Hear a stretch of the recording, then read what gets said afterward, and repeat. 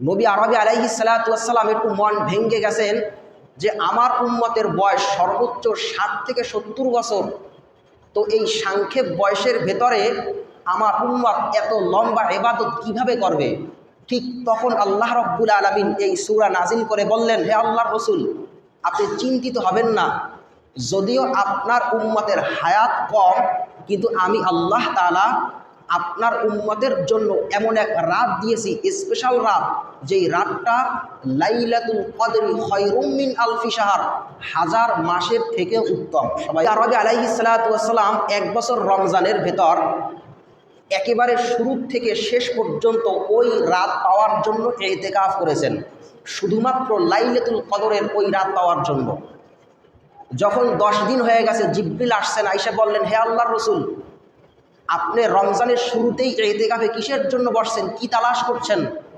আল্লাহর রাসূল বললেন, সেই লাইলাতুল কদরের তালাশের খোঁজে আমি এখনও ইতিকাফে আছি। জিবরিল বললেন, এখনও সেই রাত আসে নাই, সেই রাত আরও সামনে। যখন 20 রমজান হয়ে গেছে, আবারও জিবরিল আসলেন। আয়েশা বললেন, এখনও সেই রাত আসে নাই, সে রাত আরও সামনে। এবার যখন 3য় দশক হয়েছে, তখন জিবরিল বললেন, এই দশকের ভেতর, অর্থাৎ রমজানের শেষ দশকের ভেতর যে কোনো এক রাতে সেই লাইলাতুল কদর অবশ্যই আপনি পেয়ে যাবেন। তো লাইলাতুল কদর এটা রমজানের শেষ দশকে, অর্থাৎ রমজানের 3য় দশক বিজোর রাতে 21, 23, 25, 27 এবং 29, এই বেজোর 5 রাতের মধ্যে যে কোনো এক রাত লাইলাতুল কদরের রাত। মা আয়েশা রাদিয়াল্লাহু তাআলা আনহা বলেন, আমি এবং আল্লাহর রসুল একই সাথে ঘুমাতাম, যে আমি এবং আল্লাহর রসুল একই সাথে ঘুমাতাম। আমি দেখতাম আল্লাহর রসুল রাতের 3য় অংশে উঠে নামাজে দাঁড়ায় গেছেন। তো আল্লাহর রসুল যখন সিজদা দিতেন, তখন মা আয়েশা বলেন, আল্লাহর রসুল আমাকে হালকা ছুতেন, আমার পা সরিয়ে ফেলতাম এবং আল্লাহর রসুল ও সিজদা দিতেন।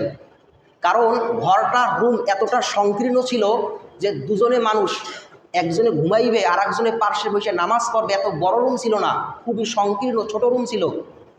তো আল্লাহর রসুল কখনো রমজান ছাড়া শেষ রাতের 3য় অংশে পরিবারের কাউকে জাগায় নাই, কিন্তু শুধুমাত্র রমজানের শেষ দশকে আল্লাহর রসুল নিজে যেরকম জাগতেন, ঠিক সেরকম তার পরিবারের লোকদেরকে জাগানোর জন্য উদ্বুদ্ধ করতেন, সবাইকে উৎসাহ করতেন, যেন তার পরিবারের লোকজন কেউ এই রমজানের শেষ দশকের রহমত থেকে বঞ্চিত না হয়।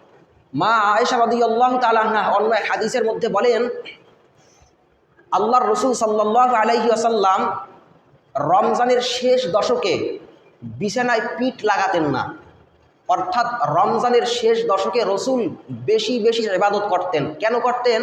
ওই যে লাইলাতুল কদর, এইটা পাবার আশায় আল্লাহর রসুল রমজানের 3য় অংশে বেশি বেশি ইবাদত করতেন।